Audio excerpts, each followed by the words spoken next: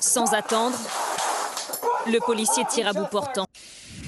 Bonjour mesdames et messieurs, bienvenue sur ma chaîne. Alors pour cette vidéo, nous allons parler de la police. Alors il y a eu deux événements qui m'ont assez troublé par rapport aux actes de la police et qui justifient pourquoi je ne suis pas contre la police, mais je suis pour un contrôle et une régulation stricte de la police. Avant de passer à la vidéo, commentez, likez, partagez pour me soutenir ou pour soutenir la chaîne. Sans plus tarder, nous passons aux vidéos. Nous sommes en pleine nuit, le 6 juillet dernier, à Springfield dans l'Illinois. Deux policiers se rendent au domicile de cette Afro-Américaine. Très vite, lampe torche à la main, les deux agents entrent dans la maison. La caméra positionnée sur le torse de l'un d'entre eux filme la scène.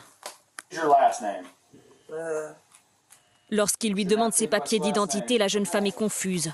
Il lui ordonne ensuite d'aller éteindre sa casserole d'eau sur le feu. La situation dégénère.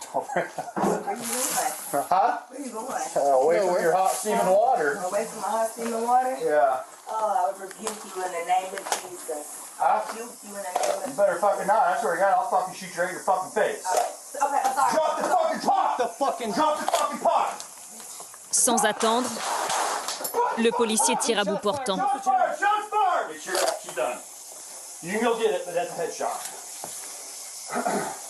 I mean, you know, what else do we do? I'm not taking hot boiling water to the fucking face, and it already reached us. Cette vidéo absolument terrible provoque une vague d'indignation dans le pays. Le père de Sonia Massé appelle à condamner cet acte odieux. Je veux que justice soit faite pour mon bébé. Ma fille ne méritait pas ça. Voici le policier blanc qui a tiré sur cette femme noire, Sean Grayson, 30 ans. Il plaide non coupable, mais l'enquête de la police fédérale détermine que le recours à la force n'était pas justifié. Sa demande de remise en liberté provisoire a été refusée. Alors que la campagne électorale bat son plein, le président Joe Biden a assuré que Sonia Massé méritait justice. Kamala Harris a promis d'appeler la famille. D'accord. Vous avez cette histoire-ci. Vous avez ces images-ci.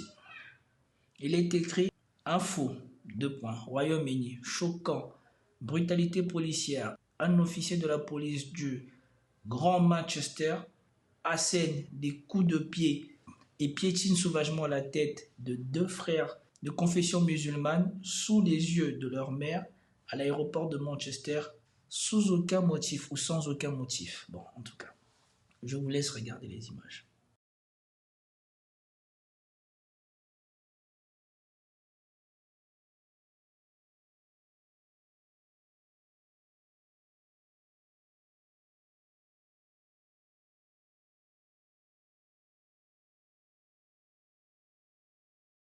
Voilà le problème qui est en train de devenir récurrent dans la police en Occident. Avec les récents événements et les récents discours qui sont tenus en Europe, vous avez de plus en plus de ce genre d'événements qui se répètent. Je ne sais pas si c'est dû au fait que maintenant tout le monde a une caméra et ce genre de choses passe difficilement inaperçu, ou si ça a toujours été comme ça, mais on ne savait pas. Enfin, je ne sais pas si ça a toujours été comme ça. Et les gens n'avaient pas de caméra, donc ça passait inaperçu. Ou si, c'est parce que maintenant, avec la parole qui a été libérée, la montée de la xénophobie et du racisme en Occident, ces policiers se lâchent indépendamment du fait qu'ils savent que les gens, ils ont des caméras. Parce que si c'était que les caméras, sachant qu'on est dans un monde où tu peux être filmé à tout moment, je pense qu'il y en a beaucoup qui n'agiraient pas de la sorte. Et le problème ici, c'est qu'ils sont un groupe de policiers. Il agresse une première fois, les autres policiers ne l'arrêtent pas pour lui dire de se calmer. Et il va se lever alors qu'il y a l'autre qui est assis là-bas, qui est derrière là-bas, l'autre frère, qui ne bouge pas. Il va aller et lui aussi, il va lui asséner des coups de pied. Moi, je veux bien que certaines personnes n'acceptent pas que l'on critique la police. Et moi, je suis pour la police, parce que je suis parent et je veux que mes enfants vivent en sécurité.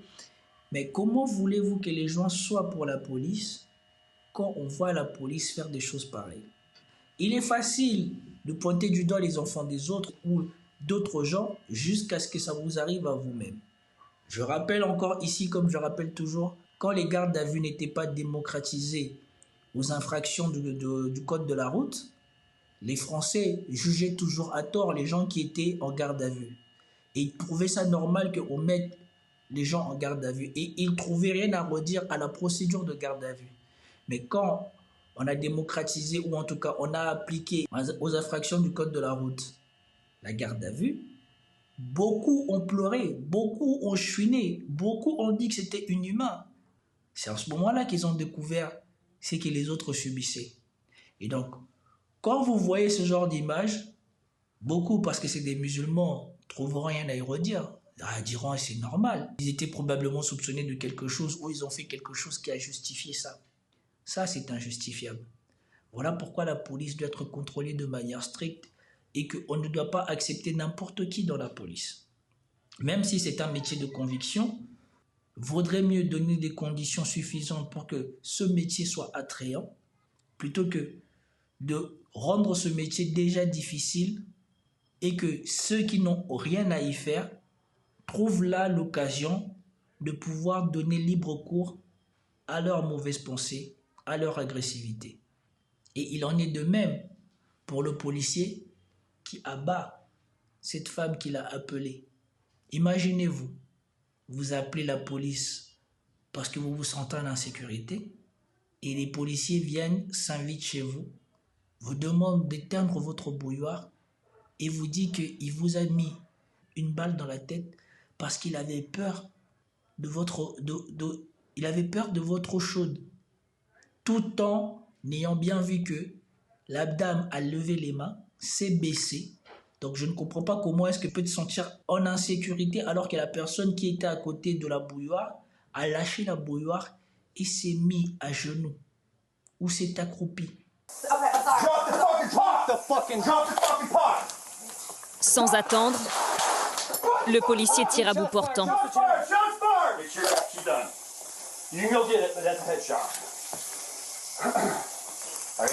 You know, what else do we do? I'm not taking hot boiling water to the fucking face and it already reached us. Et vous voyez, sans vergogne, ce policier dit que il n'est pas coupable et que c'était de la légitime défense. Il a réagi parce qu'il se sentait en danger. Je ne sais pas si en France, nous en sommes là, mais en France, on a des cas. Le jeune homme qui a eu le crâne défoncé à cause des coups de matraque qu'il a reçus.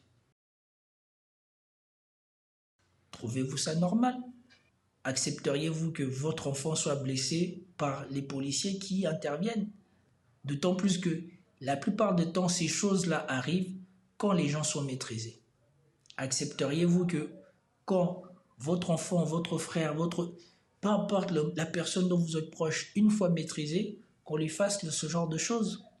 Voilà pourquoi le discours de la LFI qui veut réguler la police ne doit pas être pris à la légère.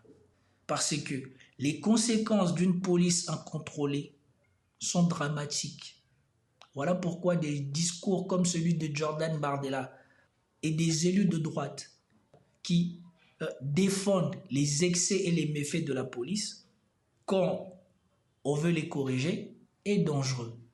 Parce que tant que cette violence-là, tant que ces erreurs-là, tant que ces bavures-là est tournée vers les gens qu'ils détestent, ils trouvent ça normal. Jusqu'au jour où ils en soient eux-mêmes la victime, et là vous les attendrez pleurer comme des bébés. En tout cas, je trouve ça choquant.